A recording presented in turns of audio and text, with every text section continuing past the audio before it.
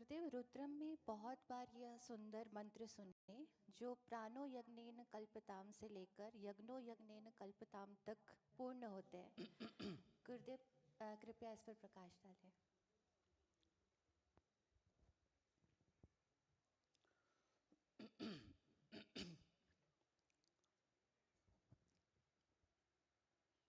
यज्ञ का 3 अर्थ है। दिव्य गुणों का सत्कार और साथ जोड़ना और उपयोगी रहना, दान देना माने उपयोगी देना, काम आ जाना। तो ये सारा संसार जो है ये 5 तत्वों का जोड़ है, अनमोल जोड़ है, अनोखा जोड़ है। तो इसी को यज्ञ कहते हैं। यज्ञ से ही सब कुछ होता है। ऐसे जब मन, इंद्रियां, प्राण जुड़ता है वो यज्ञ होता है। और यज्ञ के बहुत तरह के हैं, वो सब वेदों में बताया गया है। कैसे यज्ञ, द्रव्य यज्ञ, जो सामग्री वगैरह लेके यज्ञ करना, तपो यज्ञ, साथ में बैठ के सब लोग तप करना, ध्यान करना, ध्यान यज्ञ, ज्ञान यज्ञ। अभी एक ज्ञान सुन रहे हो, सबके दिमाग में वही ज्ञान की बात चल रही है ना, ये ज्ञान यज्ञ है। और जप यज्ञ, इस तरह तरह तरह के यज्ञ है। इन यज्ञ से क्या है, क्या होता है, प्राण शक्ति बढ़ता है। प्राण शक्ति कम नहीं होता, घटता नहीं है, व्यय नहीं होता, इसकी वृद्धि होती है।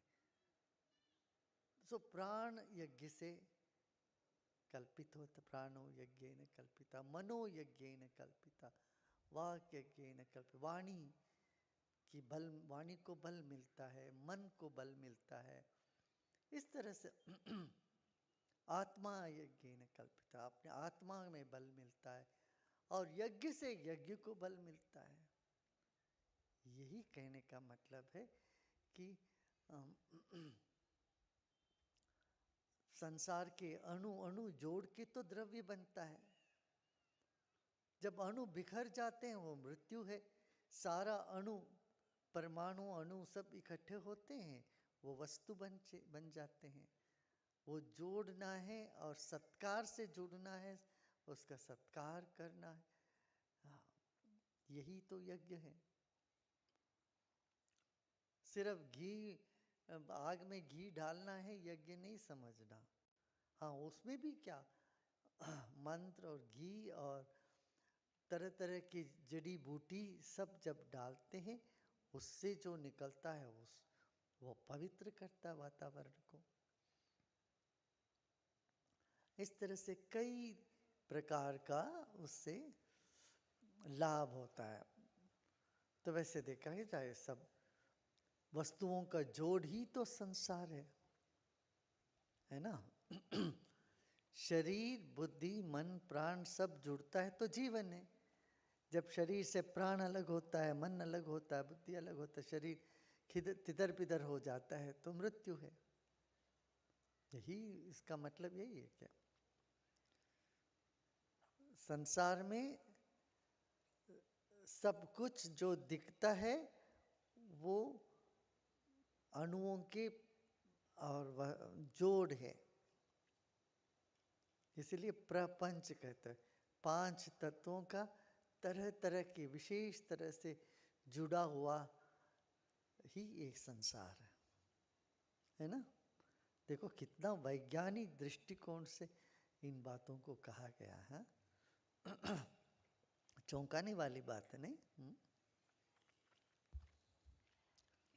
गुरुदेव, आत्मा को स्व प्रकाशित कहा गया है, इसका अर्थ क्या है?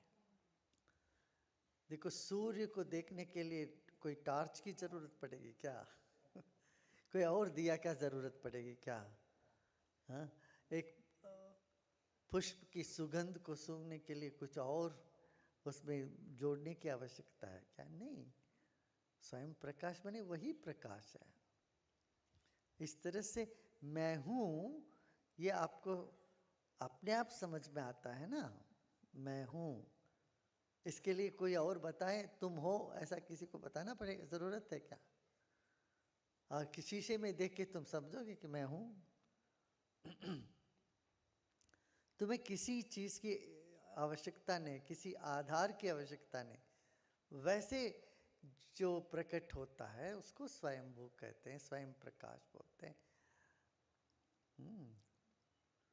जिसके लिए दूसरा और किसी चीज की आवश्यकता, सूर्य को देखने के लिए और किसी चीज की आवश्यकता नहीं है, मगर और वस्तुओं को देखने के लिए टॉर्च की आवश्यकता पड़ती है। रात में अंधेरे में एक कुर्सी को पहचान हो तो कुछ टॉर्च वर्च लगा तभी पता चले कमरे में क्या है। ये पर प्रकाश है, वस्तु पर प्रकाश है, सूर्य स्वयं प्रकाश है। ऐसे ही तुम स्वयं प्रकाश हो।